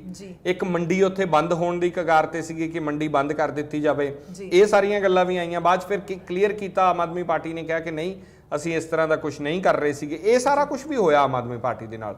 ਪਰ ਇਹਦੇ 'ਚ ਇੰਪੋਰਟੈਂਟ ਗੱਲ ਇਹ ਸੀਗੀ ਕਿ ਜਦੋਂ ਬੀਜੇਪੀ ਦੀ ਇੰਟੈਂਸ਼ਨ ਦੇ ਉੱਤੇ ਸਾਰੇ ਸਵਾਲ ਕਰ ਰਹੇ ਹੈ, ਤਾਂ ਹੁਣ ਇਹ ਸਭ ਤੋਂ ਵੱਡਾ ਇੰਪੋਰਟੈਂਟ ਨਿਕਲ ਕੇ ਆਇਆ ਕਿ ਤੁਸੀਂ ਜੇ ਪਾਵਰਾਂ ਐਲਜੀ ਨੂੰ ਦੇ ਦਿੰਦੇ ਹੋ। ਬੜਾ ਵੱਡਾ ਰੇਡ ਕਰ ਰਿਹਾ ਜਦੋਂ ਨਜੀਬ ਜੰਗ ਐਲਜੀ ਸੀਗੇ ਤੇ ਅਰਵਿੰਦ ਕੇਜਰੀਵਾਲ ਤੇ ਨਜੀਬ ਜੰਗ ਦਾ ਰੋਜ਼ ਰੇਡ ਕਰ ਰਹਿੰਦਾ ਸੀਗਾ। ਕੇਜਰੀਵਾਲ ਕੋਈ ਸਟੈਪ ਲੈਂਦੇ ਸੀ, ਨਜੀਬ ਜੰਗ ਉਹ ਅਪਰੂਵ ਨਹੀਂ ਸੀ ਕਰਦੇ ਹੁੰਦੇ, ਤਾਂ ਫਿਰ ਸਰਕਾਰ ਕਿੱਦਾਂ ਚੱਲਦੀ? ਅੱਜ ਤੱਕ ਤਾਂ ਕਦੇ ਨਹੀਂ ਸੀ ਹੋਇਆ। ਸ਼ੀਲਾ ਦੀਕਸ਼ਿਤ 15 ਸਾਲ ਮੁੱਖ ਮੰਤਰੀ ਰਹੀ, ਕਦੇ ਇਹੋ ਜੀ ਗੱਲ ਨਹੀਂ ਹੋਈ। ਕਾਂਗਰਸ ਦੀ ਸੈਂਟਰ 'ਚ ਈਵਨ ਜਦੋਂ ਅਟਲ ਬਿਹਾਰੀ ਵਾਜਪਾਈ ਦੀ ਸਰਕਾਰ ਸੀ, ਅਸੀਂ ਇਹ ਚੀਜ਼ਾਂ ਕਦੇ ਨਹੀਂ ਦੇਖੀਆਂ ਦਿੱਲੀ 'ਚ ਇਸ ਤਰ੍ਹਾਂ ਦਾ ਰੇਡ ਕਰਿਆ ਹੋਵੇ। ਤਾਂ ਇਹ ਬਹੁਤ ਇੰਪੋਰਟੈਂਟ ਸੀ ਕਿ ਅਰਵਿੰਦ ਕੇਜਰੀਵਾਲ ਜੇ ਕੰਮ ਕਰ ਰਹੇ ਸੀ ਤਾਂ ਉਹਨਾਂ ਨੂੰ ਕਰਨ ਦਿੱਤਾ ਜਾਂਦਾ। ਉਹ ਵਾਰ-ਵਾਰ ਉਹਨਾਂ ਨੇ ਕਿਹਾ ਨਹੀਂ ਕੰਮ, ਔਰ ਹੁਣ ਤਾਂ ਤੁਸੀਂ ਕਾਨੂੰਨ ਹੀ ਲੈ ਆਂਦਾ ਕਿ ਉਹਨਾਂ ਕੋਲੇ ਪਾਵਰਾਂ ਨਹੀਂ ਰਹੀਆਂ, ਤਾਂ ਫਿਰ ਕੀ ਰਹਿ ਗਿਆ ਦਿੱਲੀ? ਔਰ ਉਹਨਾਂ ਨੇ ਇੱਕ ਹੋਰ ਗੱਲ ਕਹੀ ਕਿ ਤੁਸੀਂ ਦੇਖੋ, ਇੱਕ ਵਾਰੀ 62, ਇੱਕ ਵਾਰੀ 67 ਸੀਟਾਂ ਜਿੱਤੀ ਹੋਵੇ ਪਾਰਟੀ, ਔਰ ਉਹਦਾ ਮੁੱਖ ਮੰਤਰੀ ਹੁਣ ਹੈਲਪਲੈਸ ਹੈ ਕਿ ਉਹ ਕੋਈ ਫੈਸਲਾ ਹੀ ਨਹੀਂ ਲੈ ਸਕੂਗਾ। ਫਿਰ ਤਾਂ ਕੱਲੀ ਕਾਰਪੋਰੇਸ਼ਨ ਬਣਾ ਕੇ ਛੱਡ ਦਿਓ, ਇੱਕ ਇਹ ਵੀ ਕਾਨੂੰਨ ਬਣਾ ਦਿਓ ਕਿ ਦਿੱਲੀ 'ਚ ਕੋਈ ਚੋਣਾਂ ਮੁੱਖ ਮੰਤਰੀ ਬਣਾਉਣ ਦੀ ਲੋੜ ਹੀ ਨਹੀਂ ਹੈ, ਐਲਜੀ ਸਾਰੇ ਫੈਸਲੇ ਕਰ ਲਿਆ ਕਰੇ, ਔਰ ਉਹ ਕਾਰਪੋਰੇਸ਼ਨ ਦਾ ਮੇਅਰ ਹੈ ਜਿਹੜਾ ਉਹ ਐਲਜੀ ਤੱਕ ਜਾਂਦਾ ਰਿਹਾ ਕਰੇ। ਫਿਰ ਇਹ ਰੇੜਕਾ ਖਤਮ ਹੀ ਕਰ ਦਿਓ ਜੇ ਉਹਨੂੰ ਕੋਈ ਪਾਵਰ ਹੀ ਨਹੀਂ ਮੁੱਖ ਮੰਤਰੀ ਨੂੰ ਦੇ ਕੇ ਰੱਖਣੀ। ਕੇਜਰੀਵਾਲ ਸਾਹਿਬ ਨੇ ਕਿਹਾ ਕਿ ਮੈਨੂੰ ਇਸ ਲਈ ਸਜ਼ਾ ਦਿੱਤੀ ਜਾ ਰਹੀ ਹੈ ਕੇਂਦਰ ਦੇ ਵੱਲੋਂ, ਇਸ ਲਈ ਮੈਨੂੰ ਹਰ ਮੁਹਾਜ਼ ਤੇ ਘੇਰਿਆ ਜਾ ਰਿਹਾ ਕਿਉਂਕਿ ਮੈਂ ਕਿਸਾਨਾਂ ਦਾ ਸਾਥ ਦਿੱਤਾ। ਤੇ ਉਹਨਾਂ ਨੇ ਬੀਜੇਪੀ ਦੇ ਕਾਫੀ ਸਾਰੇ ਪਰਦੇ ਵੀ ਕਹਿੰਦੇ ਆ ਫਾਸ਼ ਕੀਤੇ ਆ। ਜਿਹੜੀਆਂ ਚੀਜ਼ਾਂ ਤੁਸੀਂ ਦੱਸੀਆਂ ਤੋਂ ਬਿਨਾਂ ਕੋਈ ਹੋਰ ਚੀਜ਼ ਵੀ ਹੈ ਧਿਆਨ ਦੇਣ ਯੋਗ ਜਿਹਦਾ ਉਹਨਾਂ ਨੇ ਇਲਜ਼ਾਮ ਸਿੱਧਾ ਕੇਂਦਰ ਦੇ ਉੱਤੇ ਲਾਇਆ ਹੋਵੇ? ਨਹੀਂ, ਇਹਦੇ 'ਚ ਮੈਨੂੰ ਇੱਕ ਸਭ ਤੋਂ ਅੱਜ ਦੀ ਇੱਕ ਇਹ ਖਾਸ ਜ਼ਰੂਰ ਗੱਲ ਲੱਗੀ ਕਿ ਅਕਸਰ ਲੀਡਰ ਜਦੋਂ ਸਟੇਜ ਤੇ ਜਾਂਦਾ ਨਾ, ਉਹ ਕਦੇ ਇਹ ਗੱਲ ਨਹੀਂ ਕਹਿੰਦਾ ਹੁੰਦਾ ਕਿ ਲੋਕ ਉੱਠ ਕੇ ਚਲੇ ਗਏ। ਉਹ ਤਾਂ 100 ਬੰਦੇ ਨੂੰ ਵੀ ਕਹਿੰਦਾ ਕਿ ਇੱਥੇ 10,000 ਬੰਦਾ ਬੈਠਾ ਹੈ। ਬਿਲਕੁਲ ਪਹਿਲੀ ਵਾਰੀ ਹੋਣਾ ਹੈ ਕਿ ਮੈਂ ਅੱਜ ਜਦੋਂ ਸੁਣ ਰਿਹਾ ਸੀ ਤਾਂ ਉਹਨਾਂ ਨੇ, ਕਿਉਂਕਿ ਉਹ ਲੇਟ ਹੋ ਗਏ, ਉਹਨਾਂ ਨੇ ਕਿਹਾ ਕਿ ਕਿਸਾਨੀ ਸੰਘਰਸ਼, ਕਿਉਂਕਿ ਜਿਹੜੀ ਘਟਨਾ ਹੋਈ ਕੱਲ ਰੋਹਤਕ ਦੇ ਵਿੱਚ ਕਿਸਾਨਾਂ ਤੇ ਜਿਹੜਾ ਲਾਠੀ ਚਾਰਜ ਕੀਤਾ ਗਿਆ, ਉਸ ਤੋਂ ਬਾਅਦ ਪੂਰੇ ਹਰਿਆਣੇ ਤੇ ਹਰਿਆਣੇ ਦੇ ਨਾਲ ਲੱਗਦੇ ਇਲਾਕਿਆਂ ਦੇ ਵਿੱਚ ਕਿਸਾਨਾਂ ਨੇ ਹਾਈਵੇ ਜਾਮ ਕੀਤੇ ਹੋਏ ਹੈ। ਤਾਂ ਉਸ ਘਟਨਾ ਨੂੰ ਦੇਖਦੇ ਉਹ ਕਹਿੰਦੇ ਕਿ ਮੈਂ ਇੱਥੇ ਲੇਟ ਪਹੁੰਚਿਆ, ਤਾਂ ਉਹ ਕਹਿੰਦੇ ਕਿ ਮੈਂ ਮਾਫੀ ਚਾਹੁੰਦਾ ਕਿ ਮੇਰੇ ਆਉਣ ਤੋਂ ਪਹਿਲਾਂ ਬਹੁਤ ਸਾਰੇ ਲੋਕ ਉੱਠ ਕੇ ਚਲੇ ਗਏ ਕਿਉਂਕਿ ਮੈਂ ਲੇਟ ਹੋ ਗਿਆ। ਲੀਡਰ ਇਹ ਗੱਲ ਕਹਿੰਦਾ ਨਹੀਂ ਹੁੰਦਾ ਵੈਸੇ, ਉਹ ਕਹਿੰਦਾ ਕਿ ਬਹੁਤ ਸਾਰੇ ਲੋਕ ਜੀ। ਇੱਕ ਮੇਰੇ ਯਾਦ ਹੈ ਪੰਜਾਬ ਦਾ ਇੱਕ ਲੀਡਰ ਦਾ ਇੱਕ ਪੈਟ ਬਿਆਨ ਹੈ, ਅਸੀਂ ਕਈ ਵਾਰੀ ਜਦੋਂ ਕਵਰ ਕਰਦੇ ਹੁੰਦੇ ਨਾ ਰਮਨ ਰੈਲੀਆਂ, ਤੇ ਅਸੀਂ ਪੱਤਰਕਾਰ ਪਾਸੇ ਖੜੇ ਹੱਸਦੇ ਵੀ ਹੁੰਨੇ ਆ। ਅਸੀਂ ਆਪਸ 'ਚ ਡਿਸਕਸ ਕਰਦੇ ਆ ਵੀ ਲੈ ਬਈ ਹੁਣ ਇਹ ਕਹੂਗਾ ਵੀ ਕੱਲਾ ਪੰਡਾਲ 'ਚ ਹੀ ਨਹੀਂ, ਇੱਥੋਂ ਸੜਕ ਤੇ ਜੇ ਤੁਸੀਂ ਜਾਓਗੇ ਤਾਂ ਕਈ ਕਿਲੋਮੀਟਰ ਦਾ ਕਾਫਲਾ ਪਿੱਛੇ ਖੜਾ ਹੈ ਜਿਹੜਾ ਹਾਲੇ ਪੰਡਾਲ 'ਚ ਪਹੁੰਚ ਹੀ ਨਹੀਂ ਸਕਿਆ, ਤੇ ਮੈਂ ਮਾਫੀ ਚਾਹਣਾ ਸਾਡੇ ਇੰਤਜ਼ਾਮ ਘੱਟ ਰਹਿ ਗਏ। ਤੇ ਦਰਅਸਲ ਅਸੀਂ ਹੱਸ ਰਹੇ ਹੁੰਨੇ ਆ ਕਿ ਯਾਰ ਅਸੀਂ ਤਾਂ ਹੁਣੇ 15 ਮਿੰਟ ਪਹਿਲਾਂ ਇੱਥੋਂ ਲੰਘ ਕੇ ਆਏ ਆ, ਸਾਨੂੰ ਤਾਂ ਕੋਈ ਉੱਥੇ ਦੱਸਿਆ ਨਹੀਂ ਹੈ। ਇਸ ਗੱਲ ਦੇ ਵਿੱਚ ਇਹ ਵੀ ਹੈ ਕਿ ਜਿਹੜੀ ਬੰਗਾਲ ਦੀ ਤੁਸੀਂ ਕਵਰ ਕੀਤੀ ਸੀ ਨਾ ਬੀਜੇਪੀ ਦੀ ਇੱਕ ਰੈਲੀ 20 ਕੁਰਸੀਆਂ ਦੀ, ਇੱਕ ਬਹੁਤ ਵੱਡੀ ਰੈਲੀ, ਉਹ ਵੀ ਯਾਦ ਆਉਂਦੀ? ਉਹ ਵੀ ਨਹੀਂ, ਉਹ ਵੀ ਕਹਿੰਦੇ ਹੋਣੇ ਆ ਕਿ ਪਿੱਛੇ ਬੰਦੇ ਬਹੁਤ ਰਹਿ ਗਏ ਆ। ਸਟੇਜ ਹੀ ਇਸ ਤਰੀਕੇ ਨਾਲ ਸਜਾਈ ਹੁੰਦੀ, ਲੱਗਦਾ ਹੁੰਦਾ ਕਿ ਬਹੁਤ ਲੋਕ ਬੈਠੇ, ਬਹੁਤ ਦੁਨੀਆ ਬੈਠੀ ਹੈ, ਜਾਂ ਡਰੋਨ ਦੇ ਸ਼ਾਟ ਬੜੇ ਕਮਾਲ ਲਏ ਜਾਂਦੇ ਆ, ਹਨਾ। ਤਾਂ ਇੱਕ ਇਹ ਵੀ ਗੱਲ ਹੈ, 10,000 ਦੇ ਇਕੱਠ ਨੂੰ 50,000, 20,000 ਦੇ ਨੂੰ ਲੱਖ, ਜੇ ਜਿੱਥੇ 40,000 ਬੰਦਾ ਇਕੱਠਾ ਹੋ ਜਾਂਦਾ ਹੈ, 40-50,000, ਉਹ ਫਿਰ ਮਹਾ ਰੈਲਾ ਬਣ ਜਾਂਦਾ ਹੈ। ਉਹ ਵੀ ਇਹ ਰੈਲੀ ਨਹੀਂ ਹੈ, ਤੇ ਉਹ ਕਿਹਾ ਜਾਂਦਾ ਵੀ ਲੱਖਾਂ ਦੀ ਗਿਣਤੀ ਦੇ ਵਿੱਚ ਲੋਕ ਇੱਥੇ ਪਹੁੰਚੇ। ਮੈਂ ਅਕਸਰ ਇਹਦਾ ਵੀ ਇੱਕ ਕਈ ਵਾਰੀ ਨਾ, ਅਸੀਂ ਤਾਂ ਵੈਸੇ ਜਦੋਂ ਜਰਨਲਿਸਟ ਅਸੀਂ 3 ਫੁੱਟ ਦੇ ਹਿਸਾਬ ਤੇ ਗਿਣਦੇ ਹਾਂ ਕਿ 2.5 ਤੋਂ 3 ਫੁੱਟ 'ਚ ਇੱਕ ਬੰਦਾ ਰਹਿੰਦਾ ਹੈ, ਤਾਂ ਇਹ ਮੈਜਰ ਕਰ ਲਓ ਵੀ ਕਿੰਨਾ ਲੰਮਾ ਪੰਡਾਲ ਹੈ। ਪਹਿਲਾ ਸਵਾਲ ਆਰਗੇਨਾਈਜ਼ਰ ਨੂੰ ਸਾਡਾ ਇਹੀ ਹੁੰਦਾ ਹੈ, ਜਿਹਦੀ ਵੀ ਰੈਲੀ ਹੁੰਦੀ, ਕਿੰਨੇ ਬਾਈ ਕਿੰਨੇ ਦਾ ਪੰਡਾਲ ਹੈ, ਉਹ ਦੱਸ ਦਿੰਦਾ। ਫਿਰ ਅਸੀਂ ਆਈਡੀਆ ਲਾ ਲੈਂਦੇ ਆ ਵੀ ਇੰਨਾ ਕੁ ਇਕੱਠ ਇੱਥੇ ਹੋਣਾ ਹੈ, ਹਨਾ। ਬੰਦੇ ਆਉਂਦੇ ਵੀ ਆ, ਜਾਂਦੇ ਵੀ ਆ, ਤਾਂ ਉਹ ਵੈਸੇ ਇੰਪੋਰਟੈਂਟ ਨਹੀਂ ਹੁੰਦਾ। ਅੱਜ ਕੱਲ੍ਹ ਇਹ ਗੱਲਾਂ ਹੀ ਖਤਮ ਹੋ ਗਈਆਂ ਵੀ ਕਿੰਨਾ ਇਕੱਠ ਹੈ, ਸਾਈਕੋਲੋਜੀਕਲ ਗੱਲਾਂ ਹੁੰਦੀਆਂ ਸੀ ਇਹ। ਤਾਂ ਮੈਂ ਕਈ ਵਾਰੀ ਇਹ ਕਹਿਣਾ ਹੁੰਦਾ ਕਿ ਜਦੋਂ ਕੋਈ ਕਹਿੰਦਾ ਵੀ ਅੱਜ 3 ਲੱਖ ਦਾ ਇਕੱਠ ਸੀਗਾ, ਤੇ ਉਹਨੂੰ ਇਹ ਪੁੱਛੋ ਵੀ ਮੋਹਾਲੀ ਕ੍ਰਿਕਟ ਸਟੇਡੀਅਮ ਮੈਚ ਨਾਲੋਂ ਜ਼ਿਆਦਾ ਸੀ, ਉਹ ਕਹਿਣਗੇ ਨਹੀਂ ਉੱਥੇ ਤਾਂ ਬਹੁਤ ਹੁੰਦਾ ਹੈ, ਉਹਦੀ ਤਾਂ ਕਪੈਸਿਟੀ 18,000 ਦੀ ਹੈ ਸਾਰੀ ਮੋਹਾਲੀ ਸਟੇਡੀਅਮ ਦੀ, ਜਾਂ 30,000 ਦੀ ਹੋਊਗੀ ਮੈਕਸਿਮਮ, ਹਨਾ। ਇਦੋਂ ਵੱਧ ਕਪੈਸਿਟੀ ਤਾਂ ਹੈ ਨਹੀਂ, 30-35,000 ਦੀ ਕਪੈਸਿਟੀ ਹੋਊਗੀ। ਹੋਊਗੀ ਬਿਲਕੁਲ। ਤੇ ਤੁਸੀਂ ਜਿਹਨੂੰ ਲੱਖਾਂ ਦਾ ਕਹਿ ਰਹੇ ਹੋ, ਜੇ ਪੁੱਛੀ ਵੀ ਉਹ ਮੋਹਾਲੀ ਜੇ ਇੰਡੀਆ ਪਾਕਿਸਤਾਨ ਦੇ ਮੈਚ ਨਾਲੋਂ ਜ਼ਿਆਦਾ, ਉਹ ਕਹਿਣਗੇ ਨਹੀਂ ਉਹ ਤਾਂ ਬਹੁਤ ਹੁੰਦਾ ਹੈ। ਤਾਂ ਇਹ ਦੇਖੋ ਇਹ ਚੀਜ਼ਾਂ ਤਾਂ ਚੱਲਦੀਆਂ ਰਹਿੰਦੀਆਂ, ਬਟ ਮੈਨੂੰ ਲੱਗਦਾ ਕਿ ਕਿਸਾਨ ਹਤੈਸ਼ੀ ਹੋਣਾ ਨਾ ਹੋਣਾ ਜਾਂ ਸਿਆਸਤ ਇਹਦੇ ਵਿੱਚ ਇਹ ਚੱਲਣੀ ਹੈ। ਆਉਣ ਵਾਲੇ ਦਿਨਾਂ 'ਚ ਸਾਨੂੰ ਬਹੁਤ ਬਿਆਨ ਦਿਸਣਗੇ, ਬਟ ਐਟਲੀਸਟ ਇਹ ਹੈ ਕਿ ਅਰਵਿੰਦ ਕੇਜਰੀਵਾਲ ਨੇ ਅੱਜ ਦੀ ਜਿਹੜੀ ਸਪੀਚ ਉਹਨਾਂ ਨੇ ਦਿੱਤੀ ਹੈ, ਜਾਂ ਜੋ ਆਮ ਆਦਮੀ ਪਾਰਟੀ ਨੇ ਦਿੱਲੀ ਦੇ ਵਿੱਚ ਜਿਸ ਤਰ੍ਹਾਂ ਪਿਛਲਾ ਕਾਰਾ ਰਿਹਾ ਹੈ, ਐਟਲੀਸਟ ਉਹ ਲੋਕਾਂ 'ਚ, ਇਹ ਮੈਂ ਨਹੀਂ ਕਹਿ ਰਿਹਾ ਕਿ ਮੇਰਾ ਐਨਾਲਿਸਿਸ ਹੋਵੇ ਕਿ ਅਰਵਿੰਦ ਕੇਜਰੀਵਾਲ ਚੰਗੇ ਹੈ ਜਾਂ ਮਾੜੇ ਹੈ, ਮੈਂ ਤਾਂ ਸਿਰਫ ਇਹ ਦੇਖ ਰਿਹਾ ਕਿ ਐਕਸੈਪਟੇਬਿਲਿਟੀ ਕਿਹੜੇ ਲੀਡਰਾਂ ਦੀ ਹੋਈ ਸੰਘਰਸ਼ 'ਚ, ਸ਼ਰੇਆਮ ਕਿਹੜੇ ਆ ਕੇ ਉੱਥੇ ਬੋਲ ਸਕੇ। ਅਰਵਿੰਦ ਕੇਜਰੀਵਾਲ ਸ਼ਰੇਆਮ ਆ ਸਕੇ, Manjinder Sirsa is one of them ਜੋ ਸ਼ਰੇਆਮ ਆ ਸਕੇ, ਹੈ ਨਾ। ਹੋਰ ਬਾਕੀ ਜਿਹੜੇ ਮੈਨੂੰ ਬਹੁਤੇ ਵੱਡੇ ਲੀਡਰ ਕੋਈ ਨਹੀਂ ਯਾਦ ਆ ਰਹੇ, ਜਿਹੜੇ ਆਮ ਆਦਮੀ ਪਾਰਟੀ ਦੇ ਕੁਝ ਲੀਡਰ ਜਾਂ ਅਕਾਲੀ ਦਲ ਦੇ ਵੀ ਕੁਝ ਲੀਡਰਸ ਉੱਥੇ ਰਹੇ ਹੈ। ਅਕਾਲੀ ਦਲ ਦੇ ਕੁਝ ਲੀਡਰ ਆਉਂਦੇ ਜਾਂਦੇ ਰਹਿੰਦੇ ਹੁੰਦੇ ਸੀਗੇ, ਮੇਰੇ ਯਾਦ ਹੈ। ਵੱਡਾ ਲੀਡਰ ਨਹੀਂ ਆਇਆ ਕੋਈ ਜਿਹੜਾ ਆ ਕੇ ਉੱਥੇ ਬੈਠਿਆ ਹੋਵੇ ਵਿਚਾਲੇ, ਜਿਹਨੇ ਕੋਈ ਸੇਵਾ ਕੀਤੀ ਹੋਵੇ। ਕਾਂਗਰਸ ਦੇ ਲੀਡਰਾਂ ਨੇ ਤਾਂ ਤੁਸੀਂ ਦੇਖੋ ਆਪਦਾ ਮੋਰਚਾ ਹੀ ਵੱਖਰਾ ਲਾਤਾ ਜਾ ਕੇ ਉੱਥੇ, ਉਹ ਤਾਂ ਅਟੈਕ ਹੀ ਕਿਸਾਨ ਲੀਡਰਾਂ ਤੇ ਕਰਦੇ ਰਹੇ। ਰਵਨੀਤ ਬਿੱਟੂ ਤਾਂ ਅਟੈਕ ਹੀ ਲੀਡਰਾਂ ਦੇ ਉੱਤੇ ਸਵਾਲ ਕਰਦੇ ਰਹੇ, ਇਸ ਤਰ੍ਹਾਂ ਨੇ ਉਸ ਤਰ੍ਹਾਂ ਨੇ। ਤਾਂ ਇਹ ਸਾਰੀਆਂ ਚੀਜ਼ਾਂ ਆਵਾਮ ਦੇ ਜ਼ਿਹਨ 'ਚ ਰਹਿਣਗੀਆਂ, ਔਰ ਵੱਡੀ ਗੱਲ ਹੈ ਕਿ ਜਿਹੜੇ ਸਿਆਸਤ ਦੇ ਨਾਲ ਜਿਹੜਾ ਮੋਰੈਲਿਟੀ ਜਿਹੜੀ ਚੰਗੀ ਦਿਖਾ ਕੇ ਕੁਝ ਚੰਗਾ ਕਰ ਜਾਣਗੇ, ਇਤਿਹਾਸ ਫਿਰ ਯਾਦ ਰੱਖੂਗਾ ਉਹਨੂੰ। ਮੇਰਾ ਆਖਰੀ ਸਵਾਲ ਸਰ ਇਸੇ ਚੀਜ਼ ਨਾਲ ਹੀ ਹੈ ਕਿ ਭਾਜਪਾ ਦਾ ਅਕਸ ਵਿਗੜਿਆ, ਕੇਜਰੀਵਾਲ ਸਾਹਿਬ ਨੇ ਵੀ ਕਿਹਾ ਤੇ ਜਨਤਾ ਇਹਨਾਂ ਤੋਂ ਜਵਾਬ ਮੰਗੂਗੀ। ਭਾਜਪਾ ਦਾ ਅਕਸ ਵਿਗੜਿਆ, ਇਹਦੇ ਸਬੂਤ ਬਹੁਤ ਜਗ੍ਹਾ ਤੇ ਮਿਲ ਰਹੇ ਆ। ਤੁਸੀਂ ਬੰਗਾਲ ਜਾ ਕੇ ਕਵਰ ਕਰਕੇ ਆਏ ਆ, ਉੱਥੇ ਵੀ ਬਹੁਤ ਕੁਝ ਦੇਖਣ ਨੂੰ ਮਿਲਿਆ। ਪੰਜਾਬ ਦੇ ਵਿੱਚ ਤਾਂ ਬੜਾ ਕੁਝ ਸ਼ਰੇਆਮ ਦੇਖਣ ਨੂੰ ਮਿਲ ਰਿਹਾ ਹੈਗਾ। ਕੀ ਭਾਜਪਾ ਨੂੰ ਇਸ ਚੀਜ਼ ਦਾ ਅਹਿਸਾਸ ਹੈ? ਤੁਹਾਨੂੰ ਲੱਗਦਾ ਹੈ ਕਿ ਇਹ ਉਹਦੀ ਵਜ੍ਹਾ ਕਰਕੇ ਹੀ ਭਾਜਪਾ ਸ਼ਾਇਦ ਇੱਕ ਜਿਹੜੇ ਤਾਨਾਸ਼ਾਹੀ ਜਿਹੜੇ ਫਰਮਾਨ ਲਗਾਤਾਰ ਜਾਰੀ ਹੋ ਰਹੇ ਆ? ਰਮਨ, ਜਿਹੜੀ ਪੋਲੀਟੀਕਲ ਪਾਰਟੀਆਂ ਹੁੰਦੀਆਂ ਨਾ, ਉਹਨਾਂ ਦੇ ਐਨਾਲਿਸਿਸ ਬਹੁਤ ਤਕੜੇ ਹੁੰਦੇ ਆ। ਜਿਹੜੀਆਂ ਵੱਡੀਆਂ ਭਾਜਪਾ ਵਰਗੀ ਪਾਰਟੀ ਹੈ ਜੀ, ਸਾਨੂੰ ਇੱਥੇ ਬੈਠ ਕੇ ਲੱਗ ਰਿਹਾ ਹੁੰਦਾ ਹੈ ਕਿ ਸ਼ਾਇਦ ਬਹੁਤ ਕੁਝ ਖਰਾਬ ਹੋ ਗਿਆ ਪਾਰਟੀਆਂ ਵਾਸਤੇ। ਉਹਨਾਂ ਵਾਸਤੇ ਸਿਆਸਤ ਨੰਬਰ ਗੇਮ ਹੁੰਦੀ ਹੈ ਜੀ, ਉਹਨਾਂ ਦੀਆਂ ਕੈਲਕੂਲੇਸ਼ਨਸ ਹੁੰਦੀਆਂ। ਉਹ ਇਸ ਤਰ੍ਹਾਂ ਨਹੀਂ ਦੇਖਦੇ ਕਿ 2 ਆਗੂਆਂ ਦੇ ਜੇ ਜੁੱਤੀ ਪੈ ਗਈ, 3 ਆਗੂਆਂ ਦੇ ਜੇ ਕੱਪੜੇ ਪਾੜਤੇ ਤਾਂ ਸ਼ਾਇਦ ਅਸੀਂ ਪੰਜਾਬ ਦੇ ਵਿੱਚ ਡਾਊਨ ਹੋ ਗਏ। ਭਾਜਪਾ ਇਸ ਤਰ੍ਹਾਂ, ਮੈਂ ਜਿੰਨਾ ਕੁ ਭਾਜਪਾ ਦੇ ਆਗੂ ਨਾਲ ਗੱਲਬਾਤ ਕਰਦਾ, ਉਹ ਨਹੀਂ ਸੋਚਦੇ ਜੀ। ਜਿਹੜੀ ਨੈਸ਼ਨਲ ਲੀਡਰਸ਼ਿਪ ਵੀ ਹੈ, ਉਹਨਾਂ ਦੇ ਤਰੀਕਾ ਡਿਫਰੈਂਟ ਹੈ, ਰਾਈਟ। ਤਾਂ ਉਹ ਅਗਲੀਆਂ ਚੋਣਾਂ ਦੇ ਵਿੱਚ ਉਹ ਕੀ ਪਤਾ ਉਹਨਾਂ ਦੀ ਕੀ ਸਟ੍ਰੈਟਜੀ ਹੈ। ਜਦੋਂ ਉਹ 2 ਸੀਟਾਂ ਦੇਸ਼ 'ਚ ਲੈ ਕੇ ਚੱਲੇ ਸੀ ਤਾਂ ਉਦੋਂ ਉਹਨਾਂ ਨੇ ਪਲਾਨ ਕੀਤਾ ਸੀਗਾ ਕਿ ਇੰਨੇ ਸਾਲ ਬਾਅਦ ਫਿਰ ਲੀਡਰਸ਼ਿਪਸ ਬਦਲ ਜਾਂਦੀਆਂ। ਫਿਰ ਇੱਕ ਦੌਰ ਤੁਸੀਂ ਦੇਖੋ ਕਿ ਅਟਲ ਬਿਹਾਰੀ ਵਾਜਪਾਈ ਤੇ ਲਾਲ ਕ੍ਰਿਸ਼ਨ ਅਡਵਾਣੀ ਦਾ ਰਹਿੰਦਾ ਹੈ, ਜਨਸੰਘ ਤੋਂ ਭਾਜਪਾ ਬੀਜੇਪੀ, ਤੇ ਫਿਰ ਉਹ ਬੀਜੇਪੀ ਨੂੰ ਖੜਾ ਕਰਦੇ ਆ ਦੋਹੇ। ਅੱਜ ਲਾਲ ਕ੍ਰਿਸ਼ਨ ਅਡਵਾਣੀ ਕਿਤੇ ਦੱਸਦੇ ਨਹੀਂ, ਲੀਡਰਸ਼ਿਪ ਚੇਂਜ ਹੋ ਗਈ, ਔਰ ਉਸ ਲੀਡਰਸ਼ਿਪ ਨੇ ਡਿਲੀਵਰ ਕਰਤਾ 400 ਸੀਟਾਂ। ਕੋਈ ਇਮੇਜਿਨ ਕਰ ਸਕਦਾ ਇੱਕ ਪਾਰਟੀ? ਤਾਂ ਇਹ ਚੀਜ਼ਾਂ ਸਾਨੂੰ ਦੇਖੋ ਸਮਝਣੀਆਂ ਪੈਣਗੀਆਂ। ਇਹ ਬਹੁਤ ਟੂ ਅਰਲੀ ਗੱਲਾਂ ਹੋ ਜਾਂਦੀਆਂ, ਜਾਂ ਮੋਮੈਂਟਰਲੀ ਕੋਈ ਕਹਿ ਦੇ ਵੀ ਨਹੀਂ ਜੀ ਪਾਰਟੀ ਦਾ ਤਾਂ ਅਕਸ ਬਹੁਤ ਮਾੜਾ ਹੋ ਗਿਆ, ਪਾਰਟੀ ਤਾਂ ਇਸ ਤਰ੍ਹਾਂ ਕਦੇ ਨਹੀਂ ਹੁੰਦਾ। ਪਾਰਟੀਆਂ ਕੈਲਕੂਲੇਸ਼ਨਸ ਤੇ ਚੱਲਦੀਆਂ, ਪਾਰਟੀਆਂ ਦੇ ਕਾਡਰ ਹੁੰਦੇ ਆ, ਉਹ ਕਾਡਰ ਨੂੰ ਸਟਰੋਂਗ ਕਰਦੇ ਆ।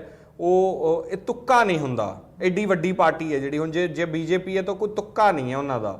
ਉਹਨਾਂ ਦੀਆਂ ਆਪਣੀਆਂ ਉਹਨਾਂ ਨੂੰ ਪਤਾ ਹੈ ਪੰਜਾਬ 'ਚ ਕਿੰਨੀਆਂ ਰੂਰਲ ਸੀਟਸ ਹੈ, ਕਿੰਨੀਆਂ ਸੈਮੀ ਰੂਰਲ ਨੇ, ਕਿੰਨੀਆਂ ਅਰਬਨ ਨੇ, ਕਿੰਨੀਆਂ ਸੈਮੀ ਅਰਬਨ ਨੇ, ਕਿਹੜੀ ਸੀਟ ਤੇ ਕਿਹੜੇ ਫੈਕਟਰਸ ਕੰਮ ਕਰਦੇ ਆ, ਜ਼ਾਤਾਂ ਦੇ ਫੈਕਟਰ ਕਿੱਥੇ ਕੰਮ ਕਰਦੇ ਨੇ, ਧਾਰਮਿਕ ਫੈਕਟਰ ਕਿੱਥੇ ਕੰਮ ਕਰਦੇ ਨੇ। ਤਾਂ ਇਹ ਸਾਰੇ ਫੈਕਟਰਸ ਉਹ ਚਿੱਠੇ ਜਿਹੜੇ ਪ੍ਰਸ਼ਾਂਤ ਕਿਸ਼ੋਰ ਵਰਗੇ ਹਾਇਰ ਹੁੰਦੇ ਆ ਲੋਕ, ਉਹ ਕੀ ਇਹੀ ਕੁਝ ਕਰਦੇ ਨਾ। ਫਿਰ ਉਹ 117 ਸੀਟਾਂ ਦਾ ਚਿੱਠਾ ਖੋਲ ਕੇ ਦਿਖਾਉਣਗੇ ਵੀ ਭਾਈ ਸਾਨੂੰ ਇੱਥੇ ਉਮੀਦਾਂ ਨੇ, ਆ ਅਸੀਂ ਇਸ ਨੰਬਰ ਤੇ ਖੜ ਸਕਦੇ ਆ ਜਾ ਕੇ। ਫਿਰ ਉਹਨਾਂ ਲਈ ਫਾਈਟ ਕਰਦੇ ਆ, ਪੈਸਾ ਸਿੱਟਿਆ ਜਾਂਦਾ ਹੈ, ਵੋਟਾਂ ਖਰੀਦਣੀਆਂ, ਇਹ ਸਾਰੀਆਂ ਕੈਲਕੂਲੇਸ਼ਨਸ ਚੱਲਦੀਆਂ। ਤਾਂ ਜਿਹੜੀ ਇੱਕ ਸਟੇਟਮੈਂਟ ਇਹ ਕਹਿ ਦੇਣੀ ਹੁੰਦੀ ਹੈ ਕਿ ਅਕਸ ਖਰਾਬ ਹੋ ਗਿਆ, ਜਾਂ ਪਾਰਟੀ ਹੁਣ ਰਹਿਣੀ ਨਹੀਂ, ਜਾਂ ਪਾਰਟੀ ਦਾ ਤਾਂ ਜਿਵੇਂ ਆਪਾਂ ਆਮ ਕਹਿ ਦਿੰਦੇ ਹਾਂ ਹੁਣ ਇਸ ਸੰਘਰਸ਼ 'ਚ ਪਾਰਟੀ ਦਾ ਤਾਂ ਹੁਣ ਇਸ ਤਰ੍ਹਾਂ ਨਹੀਂ। ਹੁਣ ਬੰਗਾਲ ਦੀ ਵੀ ਜਦੋਂ ਮੇਰੀ ਆਪਣੀ ਜਿਹੜੀ ਬੰਗਾਲ ਦੀ ਆਬਜ਼ਰਵੇਸ਼ਨ ਸੀ, ਮੈਨੂੰ ਲੱਗਦਾ ਸੀ ਕਿ ਸ਼ਾਇਦ ਸਰਕਾਰ ਬੰਗਾਲ 'ਚ TMC ਦੀ ਬਣੂਗੀ, ਪਰ ਮੈਨੂੰ ਇਹ ਲੱਗਦਾ ਹੈ ਕਿ ਬੀਜੇਪੀ ਬਹੁਤ ਅੱਛਾ ਪਰਫਾਰਮ ਕਰੂਗੀ। ਮੈਨੂੰ ਲੱਗਦਾ ਹੈ ਕਿ ਬੀਜੇਪੀ 100 ਸੀਟਾਂ ਦੇ ਨੇੜੇ ਲਿਜਾ ਸਕਦੀ ਹੈ, ਉੱਥੇ ਕੋਈ ਦੋ ਰਾਏ ਨਹੀਂ ਹੈ। ਤਾਂ ਉਹ ਬਾਕੀ ਹੁਣ ਕਿਉਂਕਿ ਪੂਰਾ ਬੰਗਾਲ ਨਹੀਂ ਘੁੰਮਿਆ, ਪੂਰੇ ਬੰਗਾਲ 'ਚ ਨਹੀਂ ਗਏ, ਸਿਨੈਰੀਓਜ਼ ਨਹੀਂ ਕਈ ਵਾਰੀ ਹੁੰਦੇ, ਲੇਕਿਨ ਤੁਹਾਡੀ ਇੱਕ ਆਬਜ਼ਰਵੇਸ਼ਨ ਹੋ ਜਾਂਦੀ ਹੈ। ਤੁਸੀਂ ਜਦੋਂ ਸਟੇਟ ਦੀ ਕੈਪੀਟਲ 'ਚ ਜਾ ਜਾਂਦੇ ਹੋ, ਤੁਸੀਂ ਨੇੜੇ ਤੇੜੇ 300-400 ਕਿਲੋਮੀਟਰ ਦਾ ਏਰੀਆ ਘੁੰਮਦੇ ਹੋ, ਤੁਸੀਂ ਹਜ਼ਾਰਾਂ ਲੋਕਾਂ ਨਾਲ ਗੱਲਬਾਤ ਕਰਕੇ ਆਏ ਹੋ, ਥੋੜੀ ਉੱਥੇ ਲੋਕਲ ਜਰਨਲਿਸਟ ਦੇ ਨਾਲ ਮੇਰੀਆਂ ਗੱਲਾਂ ਬਾਤਾਂ ਹੋਈਆਂ, ਐਕਟਿਵਿਸਟ ਜਿਹੜੇ ਨੇ ਉੱਥੋਂ ਦੇ ਬੀਜੇਪੀ ਲੀਡਰਸ ਦੇ ਨਾਲ ਵੀ ਮੈਂ ਗੱਲਬਾਤ ਕੀਤੀ ਹੈ, ਤਾਂ ਉਹ ਕੌਨਫੀਡੈਂਟ ਨੇ। ਜਿਵੇਂ ਓਪੋਜੀਸ਼ਨ ਨਾਲ ਵੀ ਹੁੰਦੀ, ਤਾਂ ਉਹ ਸਾਰਾ ਐਨਾਲਿਸਿਸ ਤੁਸੀਂ ਜਿਹੜਾ ਉਹ ਕਰ ਲੈਂਦੇ ਹੋ। ਬੜੇ ਵੈਟਰਨ ਜਰਨਲਿਸਟ ਉੱਥੇ ਮੈਂ ਪ੍ਰੈਸ ਕਲੱਬ ਸੀਗਾ ਤਾਂ ਉਹਨਾਂ ਨਾਲ ਮੇਰੀ ਗੱਲਬਾਤ ਹੋਈ, ਉਹਨਾਂ ਦੀ ਆਬਜ਼ਰਵੇਸ਼ਨਸ ਨੇ, ਉਹ ਸਾਰੇ ਕੁਝ ਤੋਂ ਮਿਲਾ ਕੇ ਸਮਝ ਆਉਂਦਾ ਹੈ। ਪਰ ਯੂ ਨੈਵਰ ਨੋ, ਇਲੈਕਸ਼ਨ ਇੱਕ ਐਸੀ ਚੀਜ਼ ਹੈ ਜਿਹੜੀ ਓਵਰਨਾਈਟ ਵੀ ਤਬਦੀਲ ਹੋ ਜਾਂਦੀ ਹੈ। ਇਲੈਕਸ਼ਨ ਇੱਕ ਐਸੀ ਚੀਜ਼ ਹੈ ਜਿਹੜੀ ਰਾਤੋਂ ਰਾਤ ਕੁਝ ਐਸਾ ਹੁੰਦਾ ਹੈ, ਪਲਟ ਜਾਂਦੀ ਹੈ। ਪਰ ਮੈਨੂੰ ਇੱਕ ਤਕਲੀਫ ਹੈ, ਮੈਨੂੰ ਇੱਕ ਗੱਲ ਦੀ ਸਮਝ ਨਹੀਂ ਆਉਂਦੀ ਸਾਡੇ ਮੁਲਕ ਦੇ ਵਿੱਚ ਕਿ ਸਾਡੀ ਫੌਜ ਤੇ ਹਮਲੇ ਹੁੰਦੇ ਉਹ ਚੋਣਾਂ 'ਚ ਕਿਉਂ ਹੁੰਦੇ ਆ। ਮੈਂ ਦੋਸ਼ ਨਹੀਂ ਦੇ ਰਿਹਾ ਕਿਸੇ ਨੂੰ, ਮੈਂ ਨਹੀਂ ਕਹਿ ਰਿਹਾ ਕੋਈ ਇਹਦੇ 'ਚ ਕੋਈ ਕੁਝ ਝੋਲ ਹੈ, ਪਰ ਇਹ ਇੰਨਾ ਵੱਡਾ ਕੋਇਨਸੀਡੈਂਸ ਕਿਵੇਂ ਹੈ ਰਮਨ ਕਿ ਪਹਿਲਾਂ ਚੋਣਾਂ ਹੋਈਆਂ, ਪੁਲਵਾਮਾ ਹੋਇਆ, ਫਿਰ ਹੁਣ ਆ ਚੋਣਾਂ ਦੇ ਪਹਿਲੇ ਗੇੜ ਤੋਂ ਪਹਿਲਾਂ ਨਕਸਲੀ ਪਾਰਟੀਆਂ ਦੇ ਅਕਸ ਤੇ ਸ਼ੱਕ ਤਾਂ ਨਹੀਂ ਹੋ ਰਿਹਾ? ਨਕਸਲੀ ਹਮਲਾ ਹੋਇਆ। ਹੁਣ ਅੱਜ ਤੁਸੀਂ ਦੇਖੋ ਕਿ ਅੱਜ ਫਿਰ ਛੱਤੀਸਗੜ੍ਹ ਦੇ ਵਿੱਚ ਨਕਸਲੀ ਹਮਲਾ, 22 ਜਵਾਨ ਫੌਜ ਨੂੰ ਹੀ ਵਰਤੇ ਜਾਂਦੇ ਇਸ ਮਾਮਲੇ ਤੇ ਖਾਸ ਤੌਰ ਤੇ। ਮੈਂ ਨਹੀਂ ਕਹਿ ਰਿਹਾ ਵਰਤਿਆ ਜਾਂਦਾ ਹੈ, ਪਰ ਇਹ ਇੰਨਾ ਵੱਡਾ ਕੋਇਨਸੀਡੈਂਸ ਨਾ, ਇਹ ਸਮਝ ਨਹੀਂ ਆਉਂਦਾ। ਇਹਦੇ ਚ ਦੇਖੋ ਇਹ ਕਿਸੇ ਤੇ ਦੋਸ਼ ਨਹੀਂ ਹੈ ਕਿ ਕਿਸੇ ਨੇ ਕੁਝ ਕੀਤਾ ਹੈ, ਪਰ ਇਹ ਕੁਐਸਚਨੇਬਲ ਤਾਂ ਹੈ। ਇੱਕ ਬੜਾ ਅੱਛਾ ਸ਼ੇਅਰ ਹੈ ਰਾਹਤ ਇੰਦੌਰੀ ਸਾਹਿਬ ਦਾ, ਉਹ ਕਹਿੰਦੇ ਸਰਹੱਦ ਪੇ ਤਨਾਵ ਹੈ ਕਿਆ, ਪਤਾ ਕਰੋ ਚੁਣਾਵ ਹੈ ਕਿਆ। ਬਿਲਕੁਲ, ਤਾਂ ਉਹ ਜ਼ਰੂਰ ਉਹ ਗੱਲ, ਲੋਕ ਇਸ ਚੀਜ਼ ਨੂੰ ਸਮਝਦੇ ਵੀ ਆ ਤੇ ਸਵਾਲ ਵੀ ਕਰਦੇ ਆ। ਹਾਂ, ਇਹ ਹੈਗਾ ਕਿ ਸਾਡੀਆਂ ਸਰਕਾਰਾਂ ਇਹਨਾਂ ਸਵਾਲਾਂ ਨੂੰ ਅਵੋਇਡ ਕਰਨ ਦਾ, ਕਹ ਲੋ ਕਿ ਪੁਰਾਣਾ ਜਿਹੜਾ ਚੱਲ ਰਿਹਾ ਹੁੰਦੀਆਂ ਨਾ ਇਹ ਚੀਜ਼ਾਂ ਕਦੇ ਪ੍ਰੂਵ ਨਹੀਂ ਕਰ ਸਕਦੇ। ਜੀ ਸਰ, ਗੱਲਬਾਤ ਕਰਨ ਦੇ ਲਈ ਬਹੁਤ ਬਹੁਤ ਸ਼ੁਕਰੀਆ ਤੇ ਤੁਸੀਂ ਵੀ ਦੇਖਦੇ ਰਹੋ ਔਨ 에ਅਰ।